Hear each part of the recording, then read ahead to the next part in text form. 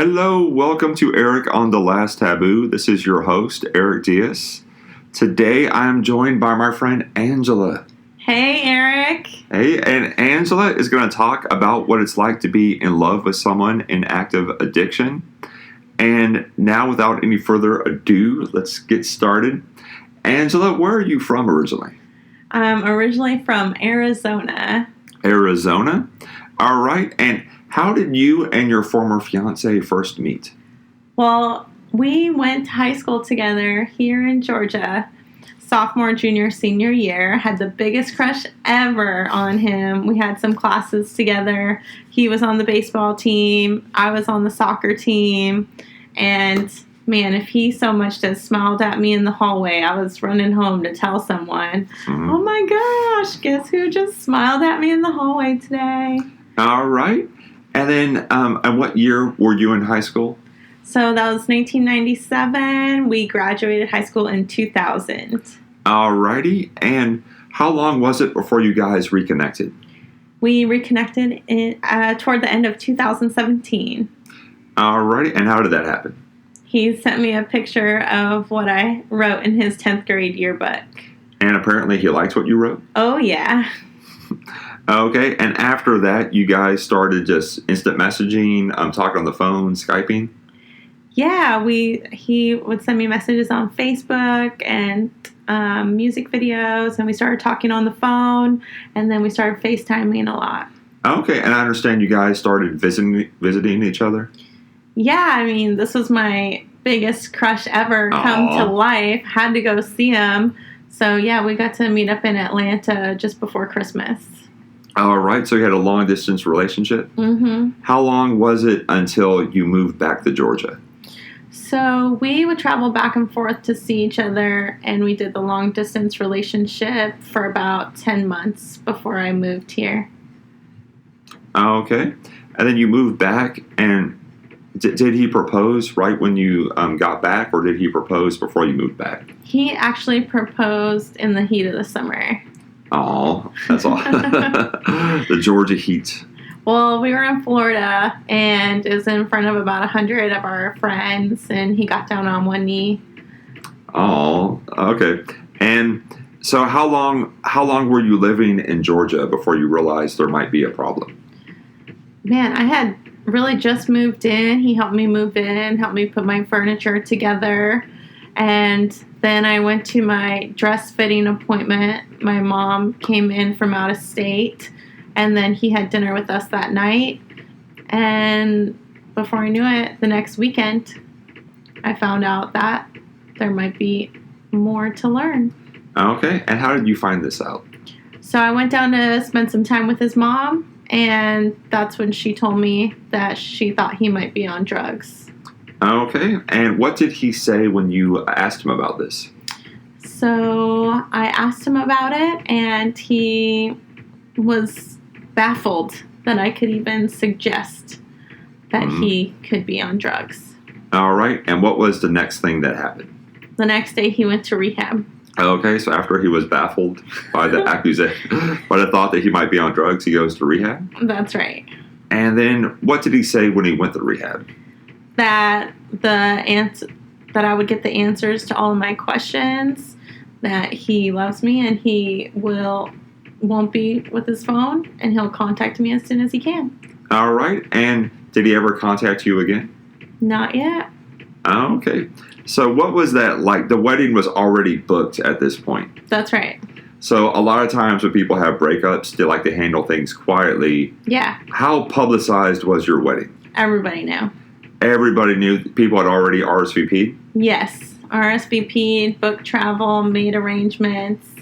So what was this like? What was going on in your head? How was this emotionally affecting you? Man, I really wanted to fulfill on our commitment to get married. All these people were coming in from out of state, but I didn't know if he would be out of recovery in time for that. And I didn't know if it would be good for his health even to get married at that point in early recovery. I just really didn't know anything. And I was just crossing my fingers that I'd get some answers that maybe he'd call or let me know. Okay. At what point did you realize that he wasn't going to show up for the wedding? When I was there. When you were there, so it was right up until. Let me back up a second. He actually left the rehab early, didn't he? Yeah.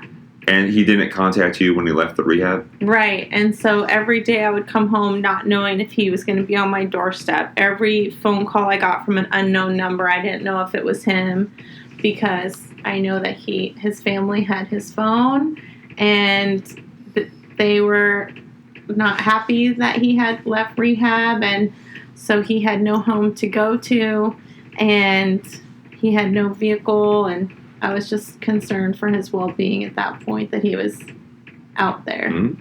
I just didn't know. So when you're completely blindsided, where did you reach out to find out more about drug use or dealing with someone in addiction? Well, first, I got the phone call alone in my apartment, so I just started Googling on the internet, signs of addiction, and found out there's a show on A&E called Intervention, and I started watching that, and found out that there's 7 or 8 episodes of Intervention filmed right in my new neighborhood in the northern suburbs of Atlanta, and that there happens to be a recovery center just 20 minutes down the road.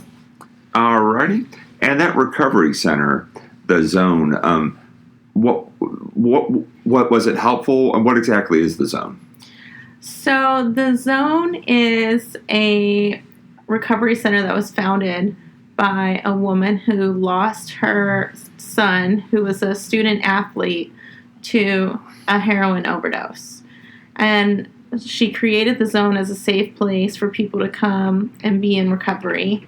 So there's support group meetings, there's a cafe, there's a gym and a music room and an art room and a kitchen and a thrift store downstairs that people can buy gently used clothes or whatever things that they need.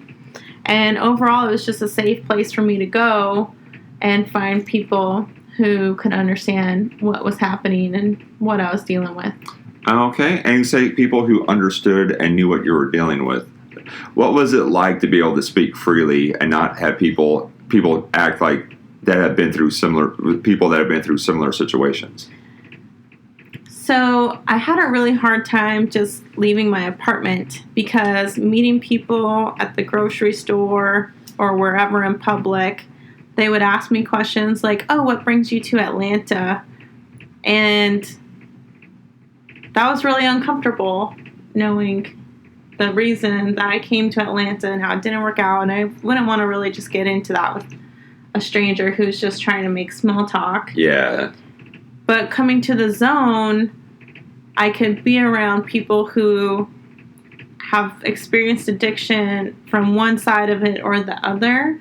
And so what I was going through was just so normal to them. They've already seen it happen so many times, or they've done it themselves and now they're in recovery. And so it just gave me a safe place where I could be social, learn more about addiction and people practicing this behavior of disappearing. And I don't know, am I answering your question? Yes. Okay. Okay. And did you find it comforting to see men and women who are recovering addicts in recovery? Yeah, it was so comforting. It gave me a relief.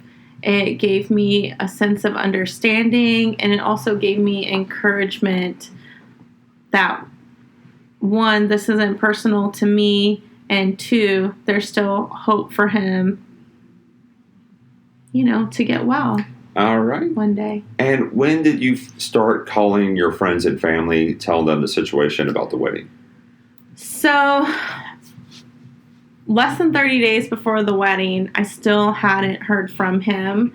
And I just felt it necessary to start letting my friends and family know and the contracted vendors know, hey, I'm going to be there.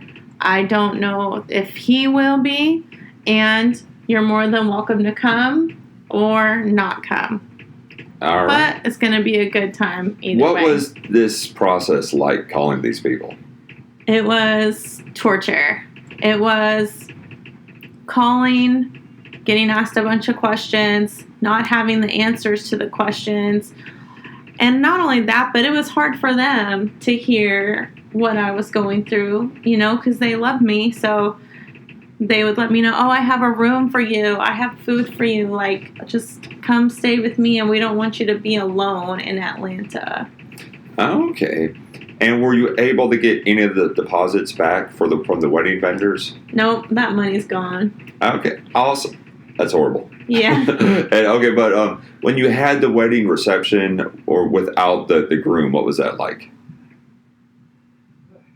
I mean, it was just a big family and friends dinner. Okay. With a live band and white twinkly lights. And people still came? People still came, and we had such a great time.